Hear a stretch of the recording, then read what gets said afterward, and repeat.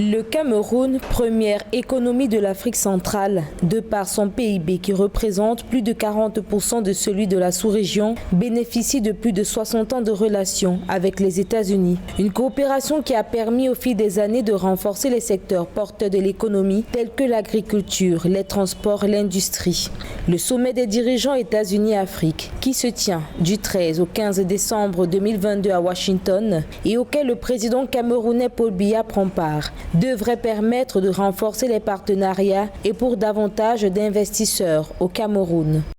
Son Excellence Paul Biya aux États-Unis pète l'occasion de demander, de plaider la réadmission du Cameroun dans le cercle fermé des États bénéficiaires des avantages contenus dans la loi américaine sur les opportunités économiques en Afrique, j'ai nommé AGOA.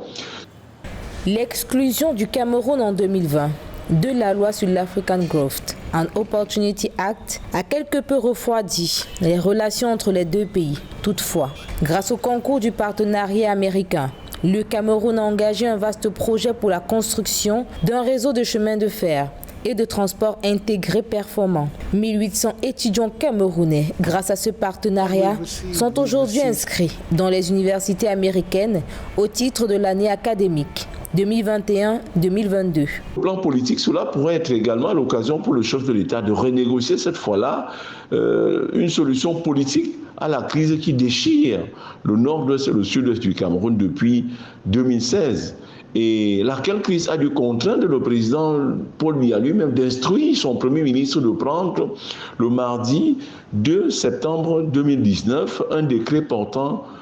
reconnaissance du statut de ZES, zone économiquement sinistrée, à 2 des 3 régions du Cameroun, notamment la région du nord-ouest et la région du sud-ouest, lesquelles 2 régions contribuaient au moins à hauteur de 15% au PIB national. Or, ces régions étant donc déclarées zones économiquement sinistrées, il n'est plus envisageable d'attendre de l'apport qui était le leur. Ces 2 provinces-là, on n'est plus en droit d'attendre cet apport-là qui était le leur depuis des années au budget national. Donc, il faut aller chercher de l'argent ailleurs pour venir supporter les investissements publics dans cette zone-là, pour venir supporter également la vie dans cette zone-là, pour venir financer les besoins socio-éducatifs, socio-communautaires des populations dans cette zone-là, parce que tout le monde n'est pas parti de là, malgré